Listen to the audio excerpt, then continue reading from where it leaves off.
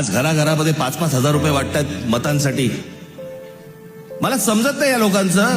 एका बाजूला म्हणतात आम्ही विकास केलाय आणि दुसऱ्या बाजूला पैसे वाटतात आणि म्हणतात मतदान करा. मग विकास काय केलात? मला घेणाऱ्यांची चिंता आहे, देणाऱ्यांची नाही. आपण 5-5 हजार रुपयामध्ये आपल्या मुलांना, आपल्या मुलीला आपण काय सांगतोय, आपण काय शिकवतोय? ते उद्या ज्यावेळेला समाजात जाणार त्यावेळेला ते काय म्हणणार? माझा बाप विकला गेला, माझी आई विकली गेली, माझ्या वडिलांनी आणि माझ्या आईने पैशासाठी मत विकलं.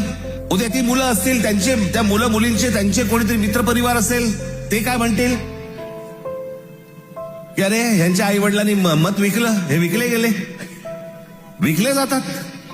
त्या कल्याण डोंबिवलीमध्ये बाजार, गुलाबांचा बाजार असायचा ना पूर्वी, गुलाबांचा बाजार मांडलेला असायचा, तसा गुलाबांचा बाजार मांडला होता. महाराष्ट्रामध्ये 66 ठिकाणी पैसे देऊन, पैसे वाटून फॉर्म माघारी घ्यायला लावले.